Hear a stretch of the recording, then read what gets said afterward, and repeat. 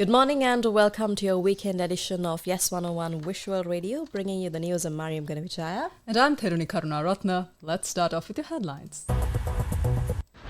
News First headline. In local news, Sri Lanka pushes for rescue of imprisoned citizens in Myanmar's Myanmar region. Crackdown on drug-impaired drivers. 125 arrested in southern province. Island-wide expansion planned. Operation Yuktia powers on. 615 apprehended in 24 hours. In international news, Ukraine says it has downed second Russian A-50 spy plane in weeks. And in sports, Spain women's team beat the Netherlands to secure historic Olympic spot. In our top story this morning, the acting secretary of the Ministry of Foreign Affairs has met with the Sri Lankan ambassador to Myanmar to discuss the rescue of the Sri Lankans who are imprisoned in the Myanmar region in Myanmar.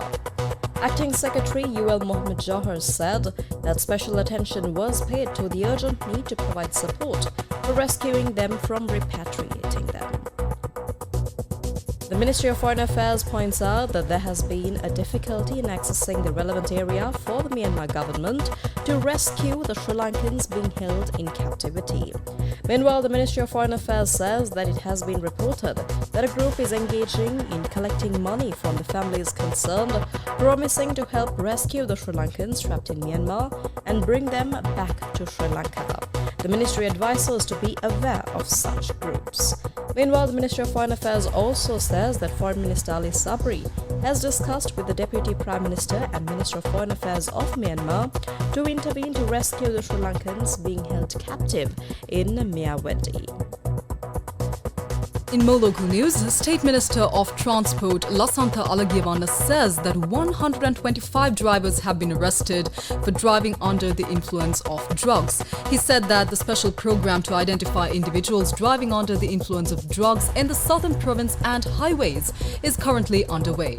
He says that based on its success, it is expected to be implemented throughout the island. In more local news, 615 individuals have been apprehended under Operation Yuktia in the 24-hour window that ended at 12:30 a.m. today.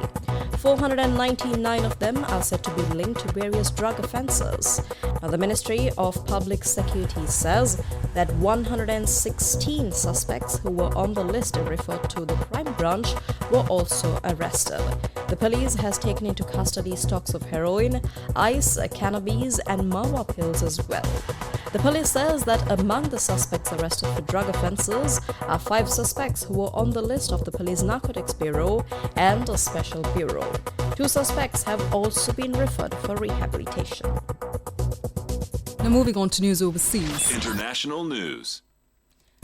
Ukraine says that it has downed a Russian A-50 military spy plane, the second such claim in just over a month.